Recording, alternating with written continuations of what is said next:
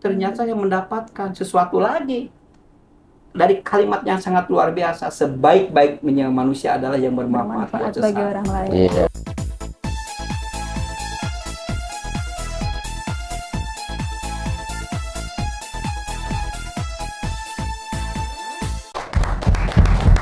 Lampu, cahaya, penerangan, cahaya.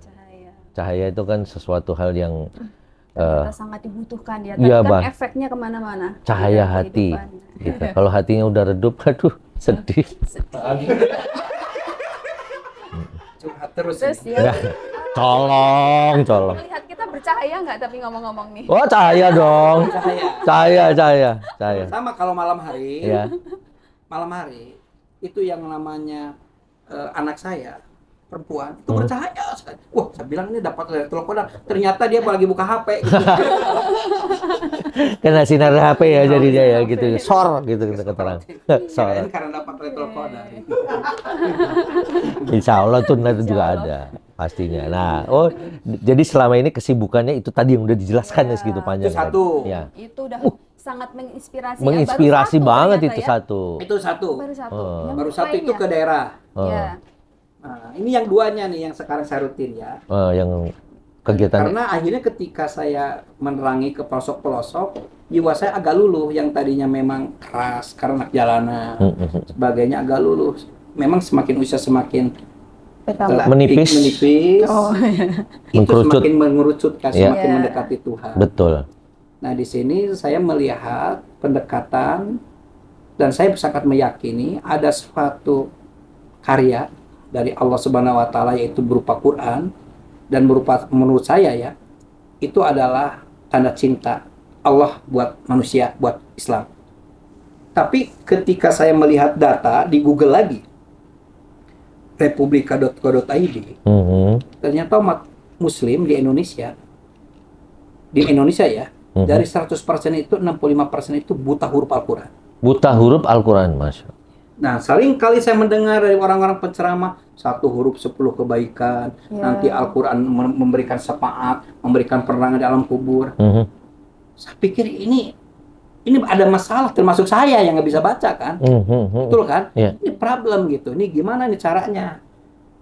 Nah, akhirnya saya mendekati satu kepala daerah di kota Bandung, Pak Wali Kota. Nah, Pak Wali Kota waktu itu cerita, dan saya rujuk ke sana Pak Wali itu Amirul Mukminin. Kenapa? Yang diurus itu bukan hanya orang yang bisa baca Al-Quran, yang tidak bisa baca Al-Quran pun Pak Wali Kota harus bertanggung jawab. Bener dong? Ya. Kalau sekarang hanya ceramah ke sana kemari, para ustadz itu seperti berburu di kebun binatang. Dan kalau memang sekarang ada 2 juta warga Bandung, berarti 1,35 juta itu buta huruf Al-Quran. Ini bagaimana caranya? Bukan mau diajarin bisa baca, saya bilang. Kenapa? Menagih janji Allah, 1 huruf 10 kebaikan. Harus dikasih ruang. Caranya bagaimana dengan kebijakan? Kebijakan seperti apa? Kita bikin gerakan menulis Al-Quran. Menulis pasti membaca. Jadi buat orang yang tidak bisa membaca Al-Quran, masih punya ruang untuk mendapatkan pahala. Ya. Menulis Al-Quran. Caranya seperti apa? Bukan menulis seperti biasa. Boleh ada ininya nggak? Ada contohnya nggak? Oh sebentar, saya panggil dulu ini. Ada contohnya. Ada contohnya. Coba mana? Jadi kita biar punya bayangan. Mana ini? Ntar ini kayaknya udah hawa-hawanya udah mulai anget nih. Ntar lagi nih biasanya suka ada yang datang. Ya, awas. Ah ini. Merinding. Ini. Oh. Oke. Terima kasih. Pak Nggak Uga. kelihatan sih. Merinding nih saya nih. Iya. Goib. Nah bentuknya seperti ini. Oh. Jadi Al-Quran ini 20% ketebalannya. Ya. Nanti tinggal ditebalkan. Jadi siapapun yang tidak perlu yang bisa baca Al-Quran, yang tidak bisa pun bisa menjiplak. Oke? Apalagi yang bisa menulis pasti membaca, pahalanya 2. Oh iya. Oke ya? Oke banget. Selanjutnya apa yang saya lakukan? Saya bermimpi kalau seandainya satu keluarga siapapun membuat suatu Al-Quran, ini kita bukan berbicara per hari ini. Ternyata Al-Quran jadi legacy, jadi warisan. Contoh saya meninggal dunia, saya udah bikin mushaf. Benar nggak? Cucu saya itu belajar Al-Quran itu dari tulisan tangan saya sendiri. Oh, Masya Al-Quran bukan Allah. hanya sebagai pajangan, tapi betul-betul akan mengingatkan siapa kakeknya, Siapa kakeknya? siapa bapaknya. Iya, iya. Seperti itu. Makanya saya bilang Pak Wali, bagaimana ini bergerak Al-Quran ini, gerakannya wakaf. Saya membuat mushaf Al-Quran bekerja sama Cordoba untuk menyetak hal seperti ini untuk satu mushaf. Satu mushaf ya.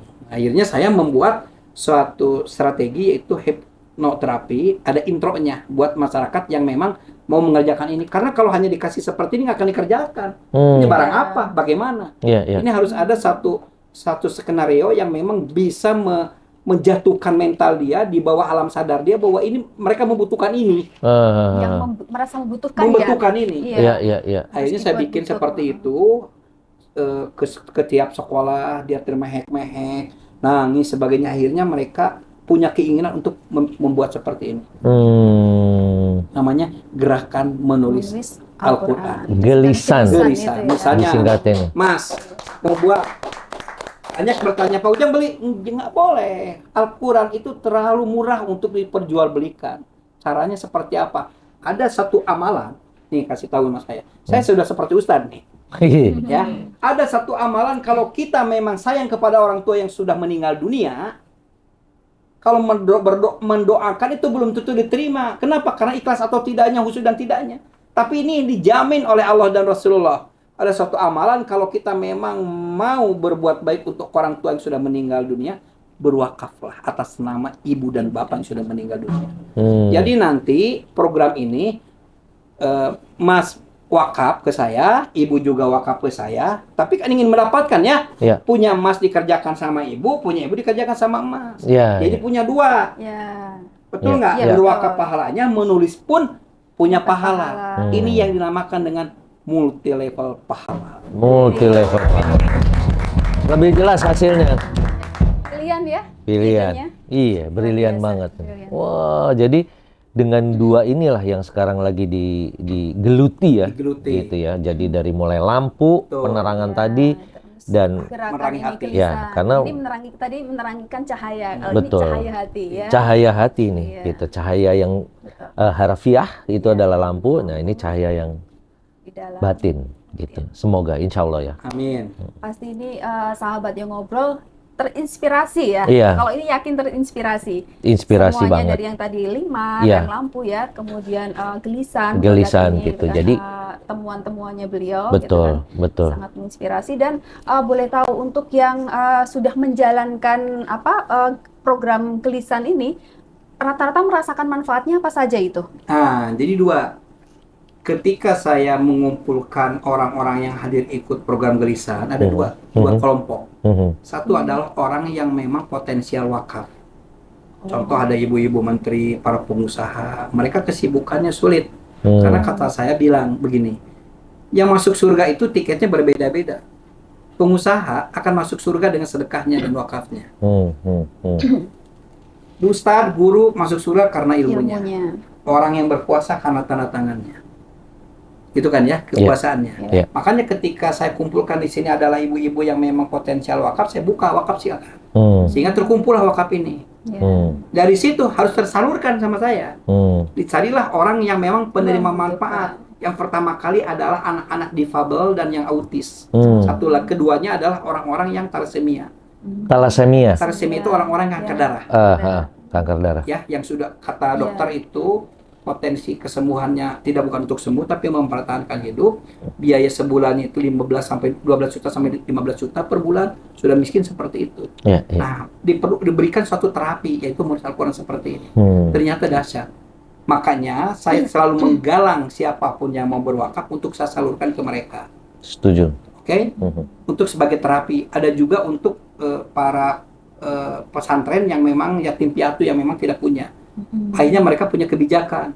Selama pesantren di sini, mereka diwajibkan menulis Al-Quran, bukan hanya hafiz. Kan bagus. Nah sekarang saya masuk bukan ke pesantren lagi, tapi ke sekolah-sekolah umum. Ternyata memberikan benefit banyak hal. Satu, ke sekolah umum ya. Ini menjadikan syarat kelulusan buat anak SMA supaya tidak tawuran. Kenapa? Dengan ada nutrisi Al-Quran, keajaiban Al-Quran itu. Ditulis sama anak dari mulai kelas 1 sampai 2, 3 lulus sudah mendapatkan satu mushaf, ini adalah akan dihadiahkan untuk ibunya. Nah, Sehingga ditulis di sini sebagai iklan, masuklah ke sekolah kami, karena nanti akan memberikan mahkota buat ibunya dengan cara menulis Al-Quran. Ini sebagai bahasa marketing juga akhirnya. ya, Masuk ke situ. Iya. Keduanya untuk siswanya pun bagus. Iya. Dan program ini akan cepat. Nah, nanti setelah itu kan ada keinginan untuk bagaimana dia bisa baca Al-Quran. Setelah dia bisa menulis, pasti selalu seperti itu. pasti. Iya. Nah, bagaimana caranya dan sebagainya, kami lagi mencari cara bagaimana cara mudah bisa baca Al-Quran atau belajar Al-Quran. Iya. Lagi cari partner. Badannya ya, Cari partner. Partnernya ini bagaimana? Karena sekarang udah banyak, Pak, kami sudah bisa bikin seperti ini. Kenapa? Saya udah nggak bisa tidur. Kenapa? Begadang? Bukan. Saya resah. Kenapa? Saya udah bisa menulis satu mushaf. Anak saya nikah. Saya bilang ke anak saya ketika nikah, Mama, Bapak makan itu orangnya ya. Belum tentu bisa memberikan kendaraan yang bagus buat kamu, nak. Belum tentu bisa memberikan rumah yang bagus. Mama nggak punya apa-apa. Tapi Mama dan Bapak membuat tulisan Al-Quran supaya nanti cucu dan Mama Bapak itu ya, cucu Bapak itu bisa belajar Al-Quran dari tulisan Bapak sendiri. Kan ini bagus sebetulnya sebagai hadiah buat anak. Iya. Keren kan ini? Bangga gitu. Seperti itu. Makanya gerakan menulis Al-Quran ini mudah-mudahan tujuannya adalah menjadi warisan. Tidak hanya membeli, konsumtif, taruh, tidak dibaca-baca. Tapi kalau seperti ini, minimal kita akan mengerjakan meskipun tidak harus secepat itu beres, tapi kita ada sesuatu yang memang kewajiban kita yang akan diwariskan kepada ke anak kita, Ya. Luar biasa. Ya, semoga insya Allah ini diijabah lah semua nawaitunya kan. Ya, ini kan semuanya ini kan demi kebaikan ya. Gitu, demi kebaikan dan inspirasi sekali lagi. Ini kan bagian dari konsep kita kan, harus menginspirasi gitu. Jadi semoga sih lancar dan semua sahabat ngobrol juga bisa melakukan hal yang sama ini. Jadi kalau ingin wakaf Al-Quran ya, sambil menulis ya nanti dituliskan ya. Gitu. Kalau mau menulis sendiri, pengen tahu gitu kan, nanti kalau YouTube-nya sudah tayang, nah, nanti bisa dikasih ini ya, kayak linknya gitu. Pengen bisa belajar ikut gelisan, betul. Gratis semuanya. Gratis semuanya. Namanya ini kan berbagi ilmu ya. Gitu. Ilmu itu harus dicari sampai dapat. Kemana sih? Ilmu kemana sih? Gitu. Ilmu. Gitu. Repot juga kadang-kadang ngabur. Tadi dengar ceritanya, pemaparannya dari Kang Ujang yang sangat menginspirasi tadi, itu saya jadi penasaran sebagai seorang grafolog. Pengen tahu ya? Gimana sih tulisannya beliau? Iya, pengen tahu ya? Iya. Peduli terhadap sosial gitu ya. Pikirannya gitu ya.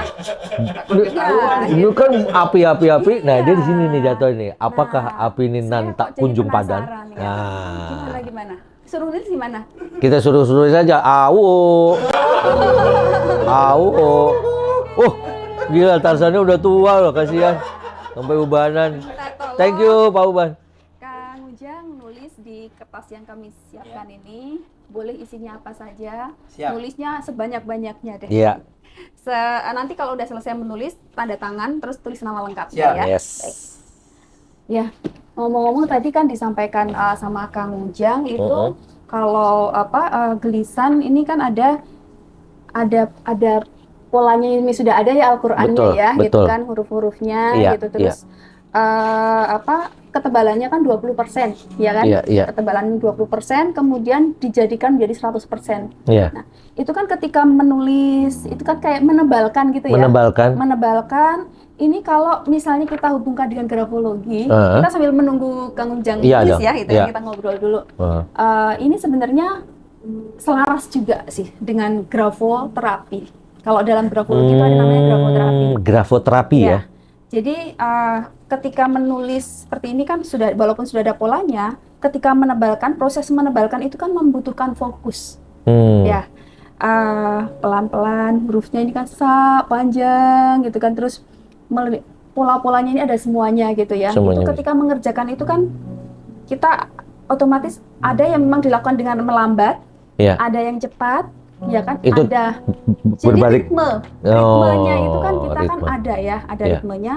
Nah, ini di dalam grafologi itu juga sebenarnya bisa melatih keseimbangan antara otak kiri dan otak kanan. Oh gitu ya? Ya, kemudian bisa melatih fokus kita juga. Iya, gitu. itu sih pastinya. Betul. Terus kalau misalnya ini bisa, misalnya kita yang yang suka teledor gitu ya. Iya, iya. Ini kan ada titiknya, ada fathah di atas. Iya, Itu ada tajwidnya ya. tajwidnya ya. Nah, itu ketika menuliskan itu kita kan pelan-pelan, itu juga bisa melatih refleks kita, bawah sadar kita itu menjadi lebih teliti. Jadi sangat bagus sekali ini gitu. Jadi seperti untuk terapi ya. Jadi terapi sambil belajar semuanya. Kalau tadi dilihat dari sisi agama kan dapat pahalanya. Amin. Gitu iya pastinya. Ini bisa diwariskan. Nah, gitu ya. diwariskan dan dibaca. Begitu. Jadi kan pahalanya kan mengalir terus gitu pasti. Di sisi lain ketika pada saat itu menulis tadi, apalagi kalau rutin setiap hari dilakukan, itu juga akan berefek ke pribadi sama setiap yang menulis ya. Betul, setuju. Luar biasa sekali ini. Jadi nyambung ya sama grafologi ini ya. Ini nggak ada yang kebetulan ya. Gitu. Kita bisa ketemu Kang Ujang ternyata ya. Berkah. Kita berkah ya. Tidak ada yang kebetulan. Insya Allah. Sudah. Oke. Saya agak deg-degan nih. Nggak apa-apa, tulisan Arab. Bercerita tentang kegiatannya dan segala temuan-temuannya sampai mengambil keputusan yang luar biasa sebagai seorang pengusaha, gitu ya. Seorang pengusaha memutuskan untuk bekerja atau bergerak di bidang sosial yang kalau kita bilang non profitable ya. Yang biasa, tadi sebulan bisa 2 miliar ya pendapatannya ya. Pejuang kemanusiaan. Nah, menjadi pejuang kemanusiaan gitu kan. Tapi kalau dikonversi lagi kalau ngomongin pahala kan berlipat-lipat ya, lebih dari angka tadi yang 2M tadi gitu ya. Nah, ini yang menjadi penasaran saya adalah benar nggak sih sebenarnya Kang Ujang itu ada jiwa sosialnya itu memang tinggi gitu. Nah, ternyata terjawab Kang Ujang. Langsung. Penasaran saya ternyata terjawab. Dan memang betul sekali bahwa beliau ini mempunyai interest terhadap sosial, kemudian sosial suka ini juga ya, memang fokus kalau sudah melihat sesuatu itu bisa menciptakan gitu loh. Dengan melihat itu bisa menciptakan, ini kayaknya perlu disentuh, perlu menemukan lah gitu kan. Dikembangkan itu betul. Dia. Jadi kreatifnya itu bagus, kreatif dalam hal misalnya melihat hal yang bersifat sosial tadi gitu kan. Diamati, pertama diamati gitu kan. Diamati, kemudian setelah diamati kemudian biasanya akan diolah gitu kan. Betul. Akan diolah gitu kan menjadi akhirnya menjadi program-program tadi, temuan tadi gitu kan. Ternyata kemampuannya nggak cuma sampai di situ saja, tidak hanya menciptakan gitu kan, tetapi ternyata mengkomunikasikan, menyebarkan gitu syiarnya lah gitu ya kalau pakai bahasa ini gitu kan. Itu ternyata juga beliau itu sampai ke situ kemampuannya gitu. Jadi memperhatikan hal-hal yang tadi bersifat sosial tadi tidak hanya dalam sebuah konsep saja, tapi menselaraskan ya. Jadi dari melihat muncul ide, dikembangkan, dituliskan, dirumuskan lah ya. Dirumuskan, setelah dirumuskan itu menjadi standar gitu kan, menjadi suatu standar gitu kan, yang kemudian beliau pun tidak hanya sampai di standar saja, tapi ternyata bisa sampai mengkomunikasikan ke khalayak umum, ke orang lain banyak yang ke publik gitu ya, bisa menyampaikan ke publik. Kalau dari tulisannya gitu kan, apa sih kok saya bisa ngomong seperti itu? Nah, ciri-ciri orang yang mempunyai perhatian terhadap sosial yang tinggi, itu adalah tulisannya itu adalah huruf-hurufnya itu salah satunya adalah mempunyai cara berpikir yang analitikalnya itu tinggi. Nah, beliau ini sangat analitikal, gitu kan? Detail ya. Terus yang kedua, trait yang perlu diperhatikan nih kalau pengen belajar grafologi ya. Yang tadi kan harus analitikalnya tinggi, ini tulisannya analitikal banget, itu high ya, termasuk yang tinggi. Kemudian yang kedua adalah cara berpikirnya juga investigatif. Ternyata beliau juga mempunyai, selain analytical, itu juga investigatif. Kalau mendapatkan informasi, selain harus masuk akal, tapi tidak akan berhenti sampai situ kalau beliau. Harus terjun sampai ke akarnya, sumber-sumbernya, gitu kan? Sampai dipastikan, gitu kan? Dipastikan sampai ke sumbernya itu benar nggak sih? Gitu. Jadi ketika beliau membuat formula-formula temuan, itu sudah pasti analyticalnya dapat, awalnya dapat, gimana, end up-nya bagaimana nih? Perfectnya hasilnya kan gitu ya. Nah itu baru 2 nih yang disebutin yang ada di sini. Masih ada yang lain gitu kan? Kenapa bisa juga apa itu namanya menyampaikan ke publik? Salah satunya ini juga karena mempunyai kemampuan dalam verbal facility-nya gitu kan. Jadi kemampuan verbalnya, kemampuan untuk komunikasinya juga, untuk mengconvince ya, untuk meyakinkan. Betul, kemampuan komunikasinya itu sangat bagus gitu. Dan di sisi lain ini aduh nih ya, tulisannya sampai halus. Sampai dalam nih rasa ininya apa? Kalau diraba ada gerinjel-gerinjelnya gitu ya. Nah, ini energinya, energi baik, energi mentalnya maupun energi fisiknya beliau ini sangat bagus. Jadi memang selain itu juga aktif, menjadi sangat aktif ya. Kalau dia nggak gampang capek kayaknya. Kalau capek itu kalau berhenti malah capek beliau nih. Bingung malah kalau gitu nggak ada yang dikerjakan ya. Itu adalah sebagian dari ciri-ciri orang yang mempunyai kemampuan perhatian atau perhatian terhadap sosial. Itu ada investigatif, analytical, verbal facility yang baik. Kemudian ada lagi ini imajinasinya. Imajinasinya itu bagus. Jadi apa? Tadi melihat sesuatu itu langsung menggambarkan ini kayaknya bisa dijadikan ini. Ketika ibunya waktu itu kan karena hanya komplain nggak ada minyak tanah gitu kan. Dari nggak ada minyak tanah aja bisa menggambarkan jadi sesuatu yang bagaimana menciptakan gitu kan, sesuatu limar itu kan tadi tercipta itu kan karena sesuatu yang tadinya mungkin buat kita ketika ini minyak tanah mahal, kemudian kok susah dicari. Mungkin kalau bagi kita, oh iya mahal, kita ganti aja udah selesai gitu kan. Gitu. Nah, beliau ini bagaimana untuk bisa menggantikan tapi memfasilitasi biar nggak hanya ibunya saja, tapi banyak orang yang bisa merasakan manfaatnya gitu kan. Berpikirnya itu sangat luas gitu. Ininya nggak berpikir untuk diri sendiri. Nah, itu adalah bagian dari ciri-ciri orang yang mempunyai perhatian terhadap sosial yang tinggi gitu. Dan memang ternyata iya betul kok gitu. Beliau seperti itu ya.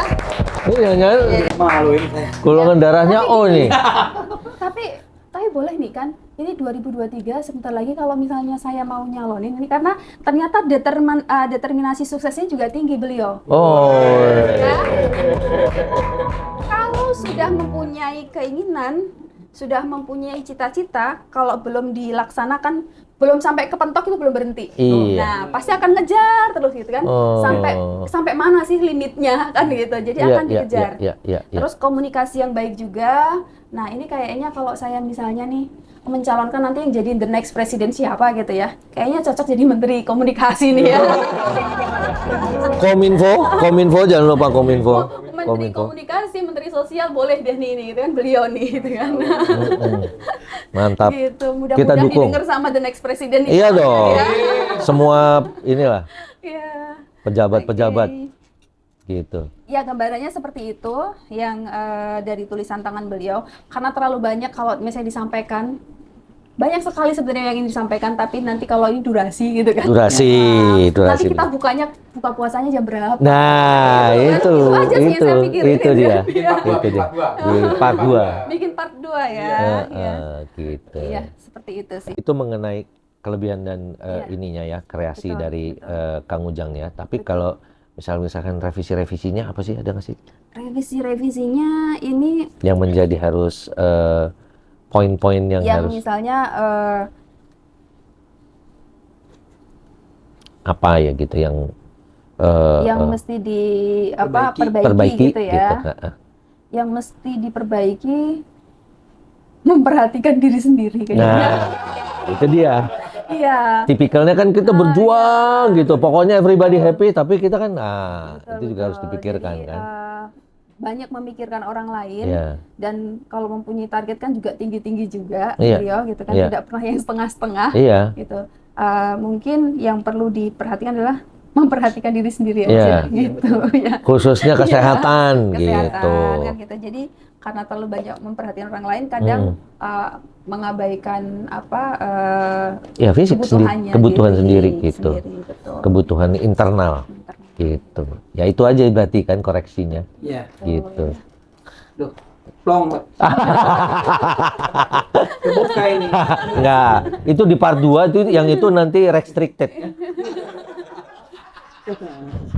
Yang di part 2. Di part 2 restricted. Lebih panjang ya. Itu restricted, betul, gitu. Betul. Ya gitu ya. Itulah salah satu ini ya, kelebihan dari tulisan ya. Tulisan itu baik itu menulis secara kita menulis ayat-ayat Al-Quran, dan itu mempunyai terapi sendiri, tapi tulisan-tulisan kita itu juga bisa dibaca gitu dengan bakat kita, kelebihan dan kekurangan kita itu ya seperti itulah. Memang lumayan buat kita keringet dingin, tapi antara ya dan tidak, tapi bener loh gitu, karena itu tulisan kita. Gitu, tulisan kita. Sebenarnya ini ya bagaimanapun kita ya ini kebanggaan kita yang ada di tulisan kita ini, gitu. Siapapun. Ini identitas. Identitasnya. Gitu. Jati dirinya. Jati diri. Menarik kan? Menarik sekali, bagus. Kalau menarik tuh begini. Kalau gini mendorong soalnya. Kang Ujang udah terlalu banyak mendorong. Kita harus tarik. Gitu. Itu dia. Tapi ada ini nggak sih kenang-kenangan? Kenangan. Pak. Awo. Awo nih, Awo. Ini kita ada kenang-kenangan dari Pak Uban. Enggak deh. Pak Uban yang nganterin. Makasih Om.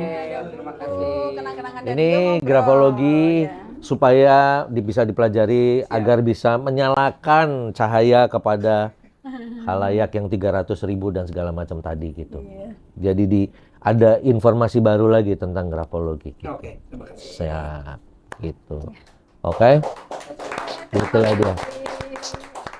Ya, jadi itulah tadi kita udah berbincang dengan Kang Ujang yang banyak menginspirasi, yang memang bagian dari konsep kita yang selalu menginspirasi. Ngobrolnya santai aja kita, tapi harus punya inspirasi gitu. Nah, bagi sahabat-sahabat yang ngobrol, ya, contoh ini, apapun yang sudah dilakukan dengan Kang Ujang, mungkin juga ada orang sekitarnya yang butuh dibantu. Kita harus lebih peduli lah, gitu. Intinya harus lebih peduli sesama, gitu. Jangan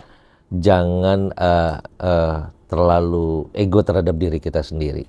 Harus sharing ilmu, karena semakin kita meluaskan persahabatan, pergaulan itu, ilmunya akan lebih banyak yang kita serap.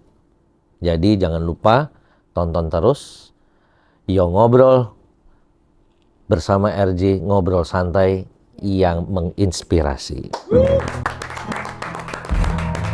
Hatur nuhun. Hatur nuhun. Alhamdulillah ya. Ya, saya juga mendengar ini menarik karena ini bentuk baru, bukan hanya sedekah atau kita sedekah, ya bukannya sedekah Al-Quran itu tidak biasa aja, enggak, itu juga baik. Tapi menuliskan dan mewakafkan ini, waduh, ini bentuk baru nih. Oh ya, alhamdulillah, penting itu aja. Iya, kayaknya belum ada ya. Ini kayaknya baru satu-satunya kalau yang saya tahu ya. Iya, gitu, nanti dimanipulasi gitu.